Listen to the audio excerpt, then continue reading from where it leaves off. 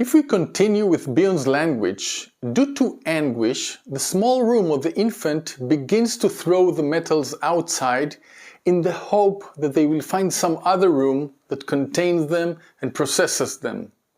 Bion calls this projective identification.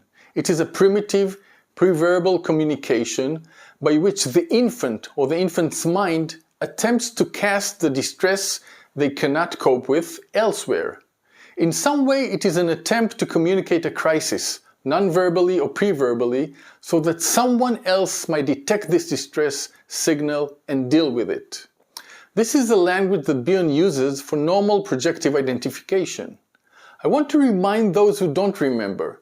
Bion's concept of projective identification is different from Klein's.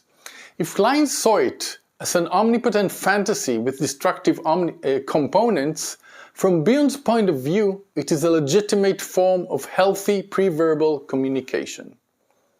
Now you have to understand that the baby lives in an eternal present, so when she feels anguish or anxiety, she emits it outwards. She's in fact experiencing death panic and seeks soothing for it, a container for the death panic, a container for extreme anguish.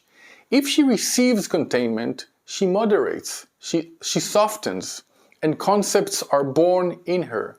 For example, the concept that with time, our experience of anxiety can change. Also, the concept of hunger can be born in her.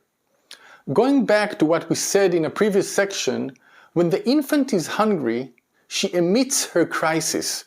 The parent identifies that it is hungry, that it is hunger, and returns with food.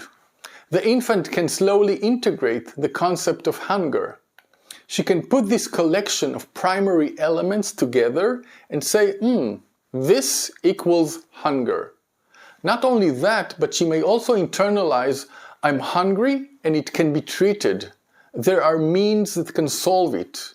And so later in her life, she will be able to identify, I'm hungry, etc. An infant for whom this work was not done will not be able to identify that feeling later in life. She won't be able to know or recognize it. She will begin to feel discomfort and she will be able to tell people, I'm nervous, I don't know what is wrong with me. Maybe I'm tired, maybe this, maybe that.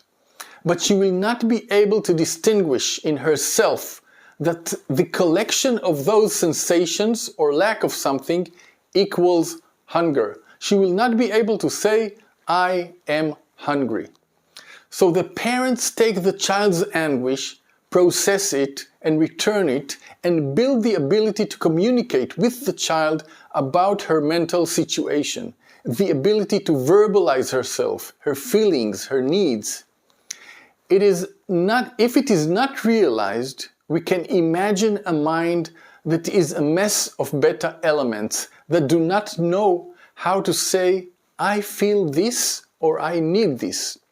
There's a communication problem there between the person and herself, and also between oneself and others. In these circumstances, we will sometimes see somatic problems or a tendency to act out. In these cases, the therapist can provide the missing alpha function. If she provides it constantly over a long time, she helps to organize the patient's mental mess and allows them to internalize this alpha function.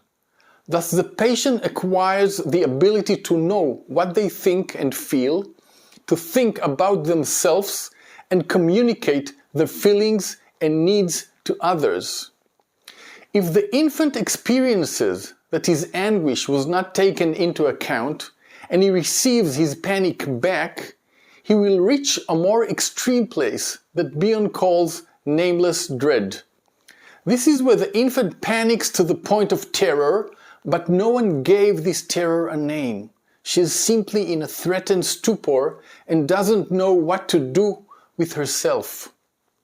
In this crisis situation, the infant either disconnects, becomes desperate or passive, or may regress to a violent place. That is, if they won't let me in voluntarily, I will exaggerate my violence and anguish to the point that does not serve for something communicative, but violence for the sake of violence. Violence that does not care about anything. It is simply being violent and transmitting anguish, but in a non-communicative way.